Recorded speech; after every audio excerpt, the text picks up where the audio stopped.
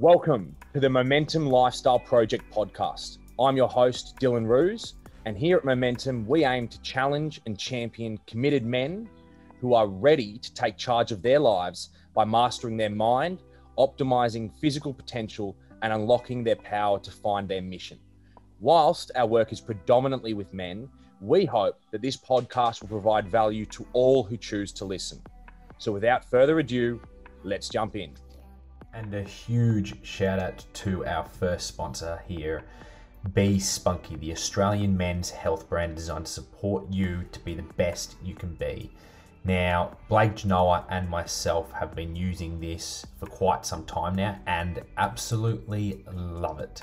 This product is something that we take every single day and drastically improves our training. But the one thing that I've noticed is my recovery time and the way that I feel the next day after training is so much better when I'm taking Be Spunky than when I'm not. And it is scientifically formulated to support optimum male hormone levels vital for strength, drive, and overall well-being. So big thanks to Be Spunky. You can find the link in the description below.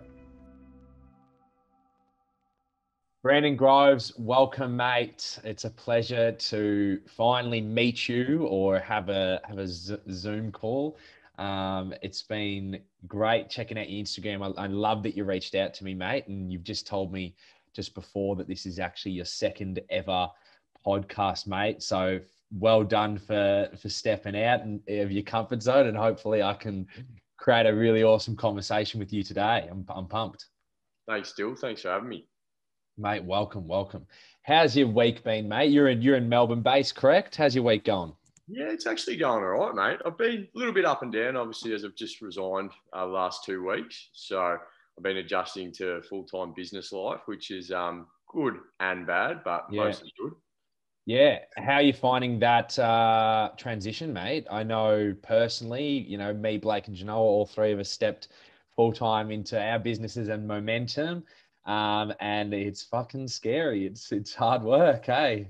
It's, look, I love it just because I've got so much time on my hands now. But you really need to be, what's the word I'm looking for? Like, not secure, but I think you need a time block and actually work out what you're going to do for the day and stuff like that. Because the first week I was just putting my hands in 3 different baskets and it was like, fuck, am I actually getting stuff done?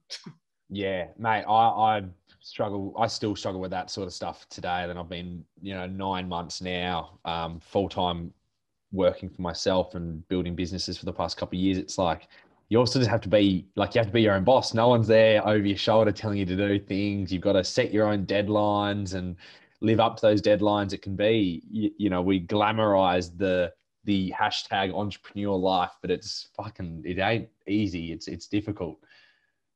No, it's not. It's not. I think like I'm only 2 weeks in, and I guess I shouldn't be so hard on myself, but I want to make a change and I want to be good at what I do. So I think time blocking and doing all those things to get there is probably the way to go about it.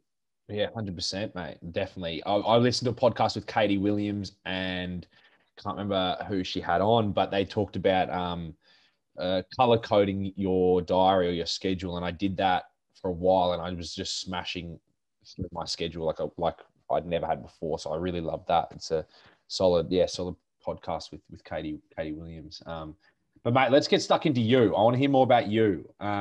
You were a plumber for 9 years before stepping out of that industry and into the work that you're doing now, which we'll get into in a moment. But mate, tell me about why you decided to step out of plumbing and what led you to that decision to become a workplace culture coach and how that actually unfolded as your journey is still unfolding. But how did that journey unfold?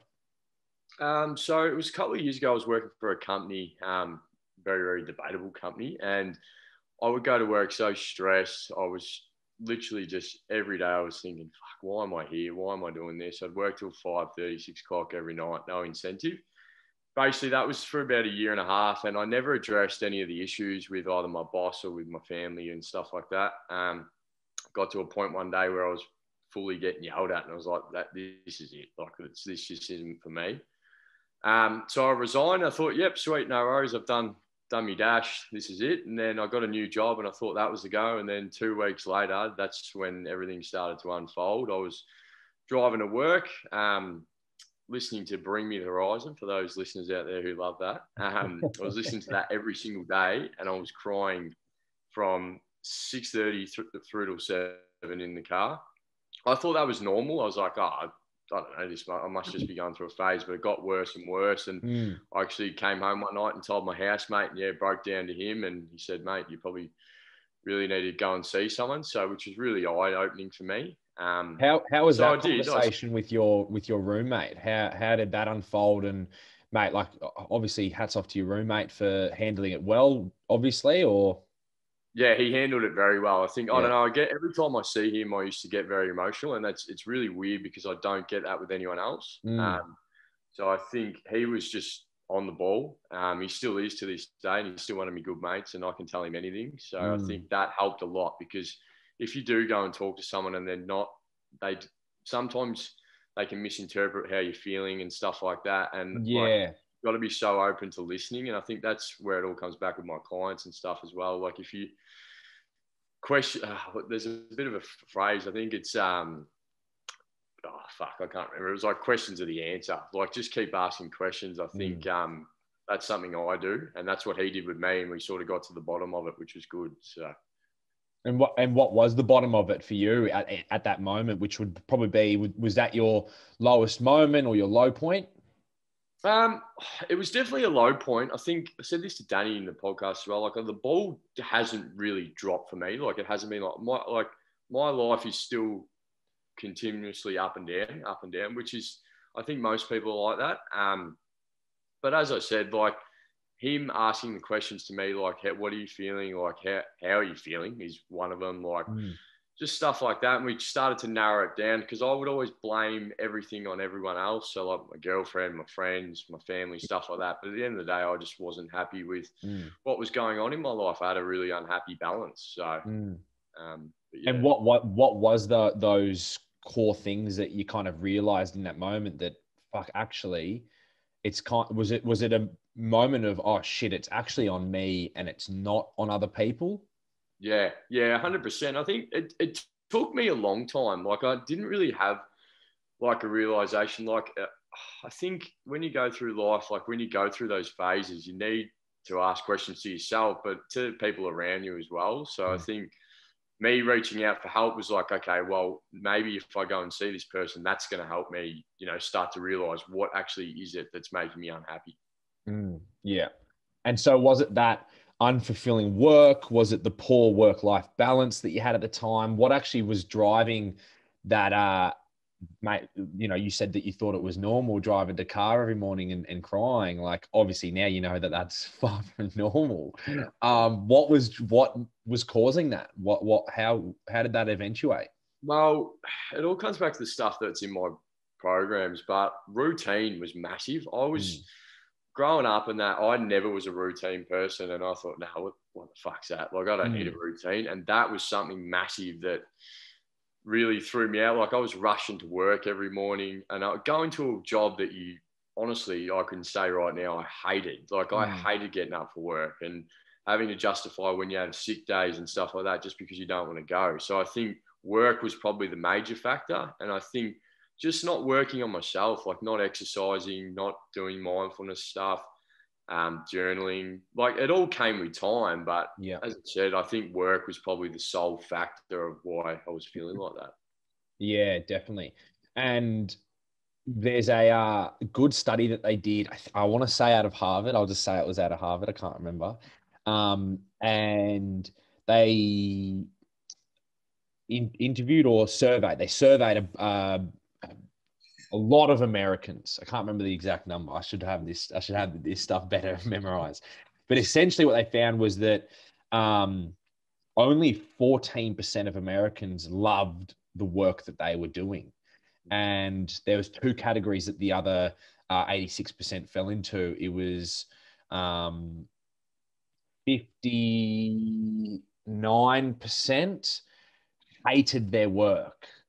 And it's like, when you think about that, it's like just over half of the people surveyed, or just over half of the population, if you take that as a good substrata of data from the whole population. That's insane to think that that many people hate what they do. And then the other percentage was like, don't like it. And then 14%, enjoyed what they actually do. I can't wrap my head around those statistics, because I'm like, man, think about how many hours you spend at work, and as a trader, you spend even more. What were you saying? You were up at 7 and home at 6:30 or something. It's like, that takes such a toll mentally. So it's almost, for me, it's like, that's a no-brainer. You were crying in the car if you hate spending all that time going to work, and you said that the culture at the workplace wasn't great either. What was that like, adding on to the stresses of not enjoying what you were doing? I think the culture, because I was qualified then, I was sort of leading from the front, but I also, every time I would go to work, I was unsure about a lot of things. And I think when I was going through my apprenticeship, I could never ask questions because I was always worried about if I was going to get my head bitten off. And that started to tail into my qualified years. And then me having an apprentice was just extra stress, because if they asked me a question and I didn't understand it, it's like, well, fuck, how am I supposed to answer to him if I can't even ask questions myself? So, Yeah. But look, there were people at that time that were really helpful, like I could talk to, but there were also people there that just either shouldn't be in the industry or definitely needed a bit of a reality check. So, A bit of coaching from either you or from us here at Momentum, huh? yeah, that's right, 100%. So, mate, then tell me the, I guess, what happened next. So you've opened up to your mate, you had a great conversation with him. What happened next for you? So there was one day I was driving to a job in just in Victoria, in Wallen. And I remember I was driving and it was worse. Like, this was the worst day I'd had. And I was like, fuck, I better pull over here. So I pulled over, started punching the windscreen, punching the steering wheel, screaming at the top of my voice. Like, I was literally like, what the fuck is happening to me? So I called one of my mates and he said, look, you need to go obviously see help now. So I drove to my job site. I told the site foreman, he was really good about it. In that meantime, I'd messaged my boss telling him I'd gone home. So what was that conversation? What was that? Hey, mate, because how long ago was this? How many years ago, or how was this last year? It was last year, actually. Yeah. So it was a very brief conversation. It was more Yeah. like, mate, I'm no good. And Yeah. he said, yeah, that's fine, no worries. We didn't really go into too much depth because I was so rattled at that point. Yeah. But shout out to him because he did message me for the next couple of days and stuff like that, which was good. Yeah. So that conversation was brief. So then I sort of had a bit of relief. I was like, all right, I can go home and start getting myself sorted. But in that meantime, I'd messaged my boss and he still hadn't replied to me. So I'd called him, didn't reply to me. I was like, fuck, what's going on here? So I messaged him this massive message and I'm spewing, but I actually did still have the message on my phone, but it's gone now. And to this day, he just still hasn't acknowledged anything that I've said, which really hurts me deep down. But I have moved on from it, and everything happens for a reason. So that happened, and then from there, obviously, I started to seek help with a psychologist and stuff like that, which was really good. And then obviously, COVID happened, and they had to downsize, and it was really weird because I was the only one that got let go. It was just an email saying, hi, we need to let you go because of COVID. And that was it. And I was like, what the fuck's happened to me? I'm like, is this for real? Yeah. Wow. So had you been post that day that you went home, and mate, hats off to you for seeing a psychologist too. It's something that's slowly becoming destigmatized. And with every conversation like this, it definitely furthers that progression towards normalizing it. And I see psychologists and I just look at it as like a coach for your brain or a coach for your mental health. It's that's simple to kind of rewire what that is. And then so you went, put your hand up, said, all right, I've got to work on my stuff. And then you went back to work the next week. Were you working up until you got fired, or were you taking personal leave? Explain that. So I had a week off, then I started seeing that psychologist and I went back to work, and I'm pretty sure, I couldn't put a date on it, but I think I would kept working for another 2 to 3 months at that company while still seeing a psychologist. And then obviously I got the sack. And then from there, I I was like, fuck, maybe plumbing isn't for me. Yeah. So I started a uni course, which I absolutely hated. So I Yep. deferred out of that. And then I was actually just at home for a long time, and then started doing a bit of subcontracting work. But then from there, I actually got a call from a guy, and he said, look, like a big company in Victoria. So that it's like the EBA, which is like the biggest companies you can go to. Yep. And he said, look, we've got 2 weeks work for you. I said, yeah, sweet, no worries. I was like, fuck no, this is good, like bit of up, which like from obviously what I've been through. Yeah. Then so that day that I went to start, I got a phone call in the morning at about 5:30 from my old man, which I thought was really weird. And he said to me, he's like, oh, what's up? And he goes, oh, your pa's passed away. I was like, fuck. Like, so that just really, really rocked me, because at that point I still hadn't sorted out what was going on with me. And the thing is, you don't just sort it out. Like, it's a process, and you've got to trust that process, because if you don't, it's not just a quick fix. So at that point, that really hit me for 6. And as we were going through COVID, obviously, you can only have 10 people at the funeral. So I was there, luckily, but, you know, it's one of those things. It was hard to not see your family there when, you know, someone's passed away. So, yeah, so that was probably a bit of a tipping point for me right then. So, yeah. And then, how do you look back on your time as a tradie now that you've stepped out? I had a really interesting conversation last week with a friend who's a tradie too, and I guess I'm really fortunate with the conversation that I have, and I'm kind of protected from different social circles, like we all are. We're all stuck in our one social circle. And I try my best to pay attention to everything, and with momentum and my boys, I'm paying attention to everything. But I had a really great conversation with my mate, and I genuinely thought this kind of thing had completely died off, but he was saying like how he gets bullied on site because he's a little bit more sensitive, and he kind of puts his hand up and says, hey, knock that shit off, that's not okay. And he's the younger one on site, so all the older guys like, oh, you're fucking pussy, and fucking toughen up, and drink a cup of cement, you can drink your fucking beers, mate. And I was like, wow, there's still, like, I was a little bit shocked, like, oh wow, okay, that actually still does exist. And even though we talk about it and we have an awareness of it, it was like to have a real life example brought to my attention was like, they still talk about that sort of stuff, and like there's still that going on, was a bit of a shock within that industry. And I'm sure there's multiple industries too, not just that one. So how do you look back on time, and now that you've stepped out and can kind of look back and have a good bird's eye view of the whole thing? How is the culture? What's going on? For your average tradie or your average bloke in that industry? it was definitely the start of my career was definitely the worst. It has come a long way. I will admit there are improvements, which so there should be. Yeah.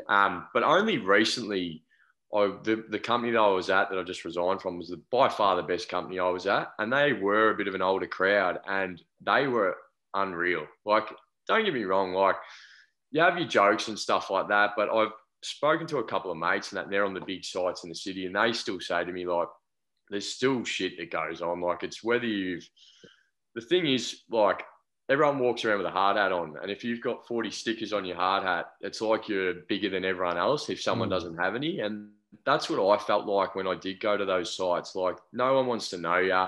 Yep. It's just like, who's this bloke with new work boots and a new hard hat? Like, he's obviously just a labour hire bloke or an apprentice, or like, yeah, I'm hoping, like, from now, like, now I'm out of it, because I want to really, really push this for the industry, because this is, it's real shit.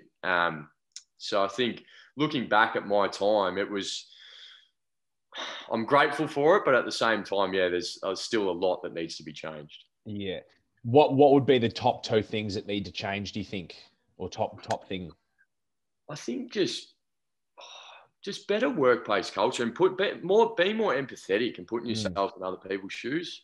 I think that goes a long way. I was actually talking to my life coach the other day, and she was saying that some people are actually born with it and some people have to learn it. Now, I'm not a doctor or a scientist or whatever, but I'm just going off what she told me. But it was sort of like, it's funny because, like, I look at people around me and I'm like, oh, you definitely are empathetic, but then some people just aren't. So I think that's definitely something that needs to change. And I think just the fact of talking to people and asking them how they're going and just like, how was your weekend and stuff like that. Cause like, even I like got stuck in a hole where a new guy'd rock up to work and you don't acknowledge them. You're just like, oh, they're not acknowledging. So why should I? And it's just like, it's not okay. Like, Yeah. just go up and say, hey mate, I'm Brandon. Nice to meet you. Where are you from? And it just gives that bit of safe space just to, have a bit of a chat. And is it because it's like, you get caught up in that? Obviously, one, because that's what everyone else is doing, but two, is there like this, like, oh, you're a bit weak, you're for going over and chatting to the new guy, or what's the philosophy behind not talking to the new guy? I don't know. It's just like it's like a bit of a stigma. Like if you've been there for 4 years, like I'm a lot higher up than someone that's just started their first day. And I think it takes like a couple of weeks, months for people to actually start having conversations and stuff like that. Because people this is the thing, like people are so driven by money, especially in that industry. And it's like, they'll do anything to shaft anyone. So I think at the end of the day, like it really is what it is. Like it's just something that's been molded into the industry. And I think, it takes more people to start doing, it's like an imitation really, like, if that makes sense. Yeah, people just come in, because you come in at what, sometimes you come in at 16. Is that right? 16, 17, 18 is when you're coming into the industry. You're so impressionable at that age. Like you're just going to do and all of a sudden you're 24 and you're not even thinking about you're not even thinking about these things, because it's just been ingrained of like, that's just the way it goes. That's what happens here. Similar to footy club culture. I was talking with a good mate and we were chatting about how the average bloke at a footy club doesn't really think about the fact that there are 17, 18-year-olds playing their first year of seniors football. And when the team goes out for a drink or whatever, it's like these 17, 19-year-olds are looking up to these leaders at the clubs and going, that's what it's like to be at this club. This is what the culture's about. Okay, cool. And just taking everything in. And once you start to realize like the responsibility you have within a business, within a footy club on side, it's like it should shift your mentality in a really positive way, but obviously that's not the case. But it really does open your eyes to just the amount of responsibility you have to the new boys coming through, and to be that, we talk about being the lighthouse in your community with our men through our mentorship. We're always encouraging them to like, awesome, it's great, we've got this container here, go and be a lighthouse outside and show people what it means to be a leader and what it means to be a man and all those sorts of things. And so to actually realize, holy shit, the responsibility I have at this club, at this workplace, to lead from a place of integrity. You use the term empathy, which I love, to lead from an empathetic place and start to shift the culture really does start from, it definitely helps when it starts from the top down, because everyone's looking up and they're going, okay, what do I do? And when the leader starts to change, it has that trickle down effect. But even, someone who's coming new to the industry, what advice would you have for them who, these young fellas getting into their industry and they want to be that change? What advice do you have for them? I think it's pretty cliche, but one thing I've been living by lately is just run your own race, which it's hard to implement that into a 16, 17-year-old, especially just coming out of school. But I think if you can just pick out what you actually value and what you're about, it'll go a long way. Like I remember when it started my apprenticeship, I thought smoking and drinking beers and stuff like that was awesome. And I did that for 2 years. And I look back at that now and I'm like, I just did that because that's what my boss did. So it's hard to give advice because, as you say, like when you're 16, 17, your brain obviously hasn't fully developed. And I don't know, as I said, I'm not a scientist or 25 is when it stops developing. So my brain's just developed, mate.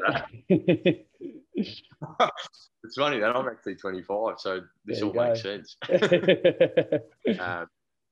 But yeah, so look, mate, that's probably the one advice is just run your own race and always ask questions. I think questions are just so important, and just open up, just talk to people. Like you just never know who you can be sitting next to. Like it's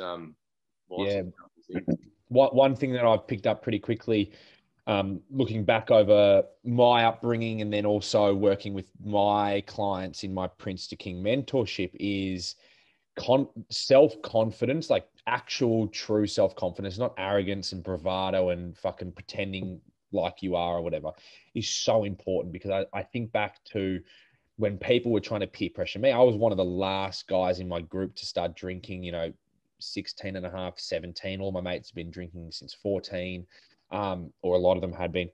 I look back and I go, I genuinely could not have given a fuck about what people thought of me back then. Even as a 14, 15-year-old, I was just so, mum and dad had brought me up just to be so supremely confident with who I was. And I think to everyone, that is just so important. Like if you can just be really confident in who you are, you don't fall into peer pressure because you're like, well, I don't want to do that. And you have that ability to go, well, do I want to smoke ciggies and drink V's? Fuck no, I don't want to do that. Okay, I don't care if my boss is doing it. I don't care if everyone's doing it, and there's definitely moments where I've fallen into peer pressure and they've been in moments where like I felt shit about myself or I wanted to prove myself or I wanted to like be the funny guy or the class clown or whatever it was. And so I just think confidence is so key. Do you touch on that? I do want to talk about the work that you're doing now. So we'll kind of leeway into that, but also I'll change my question to you and go. So you've finished up working. You got fired through COVID, and then you went into that course that you spoke about. You deferred from that. Didn't like that. What was next? Was it what you're doing now with the Compassion Society? How's your journey been over the last 6 months? So obviously that stuff happened with my pa was probably the tipping point. That's when this is it. Like I need to start something. So I actually invested in a business coach, and we sort of sat down, and I had no idea what I was getting myself into. Like I just saw him on Instagram, and shout out to Tim, he's been epic for me. I just saw him on Instagram. I just felt this connection, and it was so like weird. And then basically I jumped on and we sort of sat down. He's like, well, where do you want to go? And I did a couple of programs and stuff like that, a bit of mentoring with him. And I was like, fuck, there's got to be more to life. So I started to work out what it was that I enjoyed and what I thought the industry needed and what people needed in the industry. So that's where it come back to. I created this 4-week program. And the best part about it is it's actually branched into one-on-ones as well, which is a bit more intimate, which is good. You get to know people and stuff like that, which I'm all about. Yep. So we worked out, like, obviously I loved exercising. I love meditation. I love anything to do with being me. Like, and that took me a while to realize, like, if I didn't go through all the stuff I did, there's no way I'd be the person I am today. So that's why I'm very grateful for that. But yeah, so obviously routines were massive for me, just setting goals and just like self-talk, meditation, stuff like that. It's all so powerful. And like once you can actually sit there and be with your thoughts and be with yourself, mate, I love it. Like it brings a smile on my face. Yeah, it's great. So does that sort of answer your question? Yes. Yeah. So you got the business coach, put together this program. So tell me more about the Compassion Society, correct? That's the 4-week program, right? So tell me more. Yeah. Tell me more about what the program is. What are the key philosophies that you try to teach? Is it for blokes only? Is it for women and guys? Tell me more about the program. So basically, I've only been doing it for 6 months. I've had about 54 clients at the moment, which has been good. So basically what I do is I've got like I make new Facebook groups, and then I get people obviously to buy in, and then I put them in the Facebook group, and each week I'll put a video in of me talking about the topics. So the 4 topics for the program are routines, goal setting, distressing from work, and understanding fear. And then what I'll do is I'll put a video in just talking about a little bit about my story with routines, what's helped me, what hasn't, what I recommend. And then I've got a couple of core structured routines that I've built for people to use. Now, the thing is, like, I understand everyone's different, so I don't push this stuff too hard on people. But at the end of the day, I do expect them to have a crack because I think life's all about trying new things. So obviously that's the first week. Then the second week we set 3-month goals. But the thing with the goals is, and I used to do it, I just say like, oh, I want to be a millionaire or stuff like that. But you need to start narrowing it down and actually making it achievable. Yep. I think nothing's achievable if you don't narrow it down to the day-to-day stuff that you need Definitely. to do. So we do that. And then the third week's a distressing from work process that I've come up with. It's just a little 3-step one, which is good. And then the fourth week's my favorite, which is understanding fear / comfort zones, where they actually identify 2 things that maybe they've been wanting to give a go or they're a little bit fearful of, and I'll coach them through that. And then what they'll do is they'll do one of them and then post it in the Facebook group as like an accountability thing. And then we do a Zoom call every week as well to catch up with the group. So yeah, awesome, mate. And so what you mentioned meditation, but what's your routine? Because we're huge on it here at Momentum as well. And for me personally, routine's something that I thrive within, but have such a love-hate relationship with. And when I'm in routine, I'm on top of the world. And when I'm out of routine, I'm in bed watching Netflix, playing PlayStation, cruising, right? So what are your non-negotiables? That's what I like to use the term non-negotiables. Mine is definitely meditation and then exercise, some form of exercise. Even if I go for a walk for 30 minutes, it has to be something. So they're my 2 non-negotiables. What's your routine look like? What are your non-negotiables? So I'll give you my routine I'm actually doing at the moment. So what I do is first alarm, never anything less, just one alarm, straight up. I'll walk out to my balcony out here and I actually do a couple of breathing exercises just for a minute, start throwing my arms around, running on the spot, just get that body moving. Then I'll come back in and do a meditation. It's usually a visualization that I do for 10 to 15 minutes of just where I see myself in the next couple of years. And the last week have been pretty powerful, which has been cool. And then what I do is I actually get my journal out and I just write down how I'm feeling. Like it's just anything that comes off the top of my head. Like not every day is going to be perfect. So I just love getting out and just saying, morning, mate, blah, blah, blah. I'm grumpy as fuck today or something like that. Just being honest with yourself. Yeah. And then from there, I'll actually go for a walk for half an hour. I have been having a coffee in the morning at the moment, but what I'll do is half an hour, come back, then I'll have a cold shower, which is epic. I love cold showers. And then I usually cook myself some breakfast.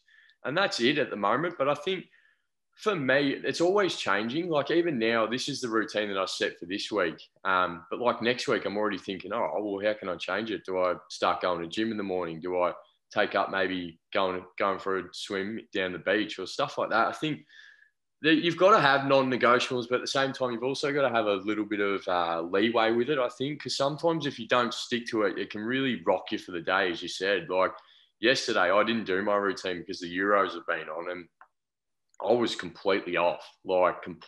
And even today, the Euros were on again and I was like, nah, I need to get up and do my routine. So I got up a little bit earlier and did that. So I think you just got to not create too many rules, but at the same time, have the awareness around having a good structured routine. Yeah. And how did you build out your routine? How did I build mine?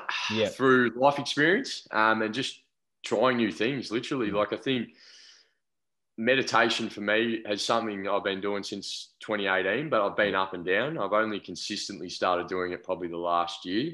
It's all just been through life experience still. Like I think that's what I'm trying to teach everyone now. Like if I didn't have all this awareness around, meditation and journaling and looking up YouTube videos around journaling and stuff like that and have the interest, it wouldn't have happened. So that's sort of, So was that curiosity for like self-improvement, personal development, wanting to be better? What actually led you into the path of personal development? Because it's something that it's by far getting more popular over the last 10 years. I remember walking through airports when I was, how old am I again? Yeah, 15 years ago now.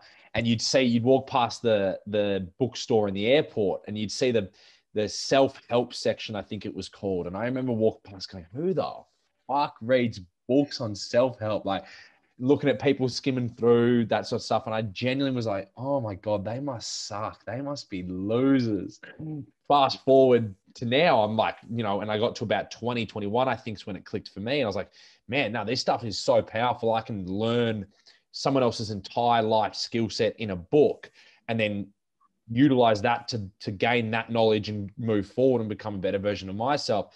So I really wanted to just be better. And, you know, it started off as being really ego driven of like, I want to be better than the guy next to me. I want to be better, you know, that competitive edge, and then turned more into like, how can I best serve people and how can I bring my skill set to another level so that I can impact more people?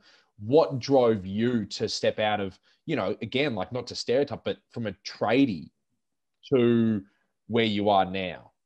I think obviously when all that stuff happened to me, I thought, fuck, so, like there's got to be more to life. And that's when I did start to do a lot more research on goal setting and stuff like that. It was all just stuff I'd just seen online. So I think, yeah, as I said, if I didn't go through the stuff that I did, I wouldn't have gone down the personal development. I think that, so, I don't know, correct me if I'm wrong, but so, you sort of do have to have a bit of a negative time in your life to start growing as a person. So I thought, like, what can I do that's actually going to help me rather than just seeing a psychologist and that being it? So I started reading books, like you said. Books are fucking epic. Like, there's so many good books out there.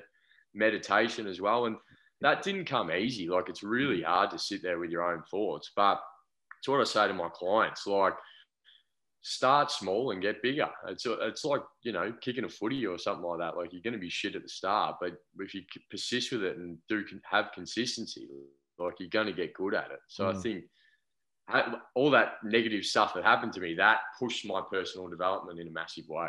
Yeah. Yeah. It is an interesting point you bring up around, there's that element of like, do you almost have to go through something shit? You know, it's our hope here at Momentum that no, you don't have to, that you can start like, hey, if you're a 5, if you're a 7 through high school and then you get to uni and you start to drop to a 6 and then a 5 out of 10, it's like, now's the best time. Like, okay, fucking don't go into hell. Don't go sub 5, stay 5 and get back to a 7 and 8 out of 10. But so much of that pain can be used for personal growth. Like, I think about all the times I've won. You don't learn too much when you're winning. It feels fucking awesome, and it makes the losses so much worth it when you do win. And I think that's the winning's purpose, is to make the losses or the tough times worth it. Because when you're in those tough times and you're losing and nothing's going right and you're fucking crying in the car every day as you go to work, that's what really shapes you and molds you into whatever the kind of man that you eventually do become. And it's those almost that fixed versus growth mindset of, okay, I can utilize this pain to propel me forward, or I can blame. It sounds kind of like, what we've all done, but kind of sounds like what you were doing at the start was, that blaming piece of like, it's other people's fault, it's other people's fault. And you get stuck in the pain when you do that.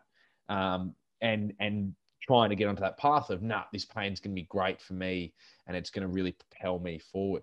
How did you shift out of that mindset into the other mindset? I just want to add something before I answer that question. Yeah. I actually went and had a chat to a company the other day, a construction company, the first one. He actually reached out to me. He said, come and talk to 50 people, which was well out of my comfort zone. Yeah.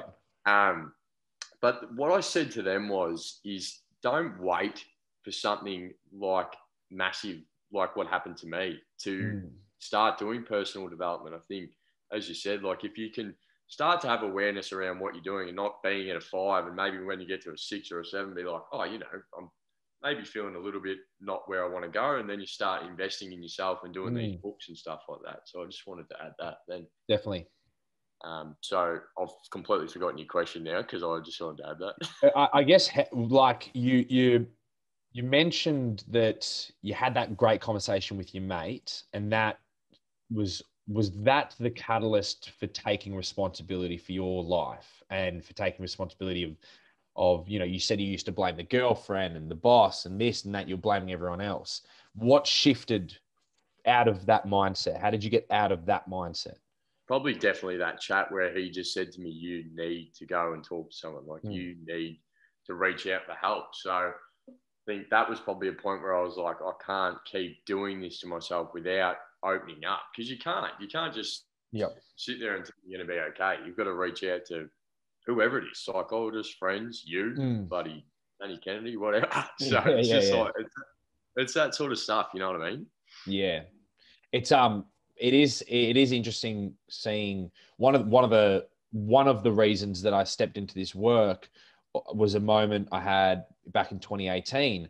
And I was at my girlfriend at the time ran these yoga events, these mindfulness mornings or mindful mornings. And I'd go and I'd sit there and I'd be like me and maybe one or two other guys and then 50 women. And I was like, why are men not like yoga's great, mindfulness is great, all these practices are so good for you. I was like, why the fuck? Where are men in this? Like, where are they?